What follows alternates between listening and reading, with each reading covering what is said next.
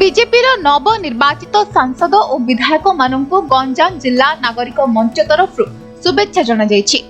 हिलपाटना स्थित संस्कृति भवन रे गंजाम जिला और ब्रह्मपुर सहरर विभिन्न संगठन पक्षरु विजयी प्रार्थी मानू पुष्पगुच्छ दे समस्त शुभेच्छा जणाइबा सह स्वागत संबर्धना दिया जायतिला।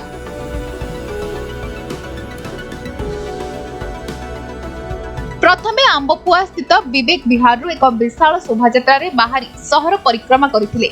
एही अवसर रे सहरर समस्त छकरे संबर्धना दिया जायतिला। परे आयोजित कार्यक्रम रे दुई जण सांसद प्रदीप पाणिग्राही, अनिता शुभदर्शनी, गोपालपुर विधायक तथा मंत्री विभूति भूषण जेना, पोलसरा विधायक गोकुलानंद मल्लिक, ब्रह्मपुर विधायक के अनिल कुमार आदि विधायकों को विभिन्न संगठन तरफ संबर्धना दिया जायतिला।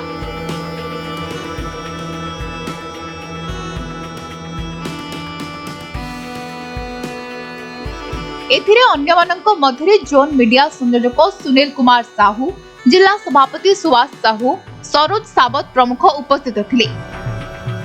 आज सुंदर भावे बीजेपी जिला तरफ उभय जिला तरफ समस्त विधायक एमपी और मंत्री दुई जन मंत्री विभूति बाबू और गोकुल बाबू को ब्रह्मपुर विभिन्न संगठन जिला संगठन ठू आरंभ कर विभिन्न सोशल संगठन समस्त को संबर्धना देइछन्ती, शुभेच्छा जणाइछन्ती और आशा रखिछन्ती जो गंजाम जिलार विभिन्न विषय रही बहुत मेमोरेंडम भी आसी तो विभिन्न विषय को लेकिन लोकंर बहुत आशा अच्छी लोक बदल सरकार को अब लक्ष्य भी रखिछन्ती गंजाम जिला को एक समृद्धशील जिला हिसाब से प्रधानमंत्री से राज्य को जमी श्रेष्ठ करने लक्ष्य रही जिलावासी आशा रही प्रधानमंत्री जो कथा को आधार कर भोट देइछन्ती से आधार राज्य सरकार गठन भी होती आशा रखिछन्ती गंजाम जिला सबुबले एक प्रमुख भूमिका राजनीति हो, अर्थनीति हो, सामाजिक हो, सांस्कृतिक क्षेत्र में हो, राज्य रे एक प्रमुख जिला हिसाब से लोकसंख्या भी हो, पॉलिटिकल पावर भी हो, इकोनॉमिक पावर हो, सब कथार गंजाम जे नंबर 1 थाए से नंबर 1 को जिला को बजई रखापी राज्य सरकार से भली जो दुई जन मंत्री भी आमर अच्छा आमे समस्ते मिसी गंजाम जिलावासी आशा को आपण मानक जरिया सहयोग लोकों सहयोग काम करूँ ये आशा रखी।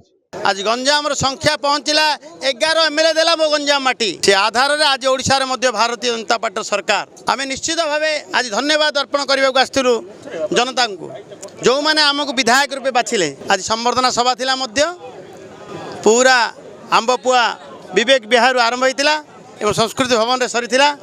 कवि सूर्य बलदेव रथंकर स्मारक रे प्रतिष्ठित संस्कृति भवन रे समापन होइतिला। बहुत खुशी लागिला आज नागरिक संबर्धना मिलला एवं आमे ऋणी। ब्रह्मपुर बाबुला पाणिग्राही रिपोर्ट समय लाइव।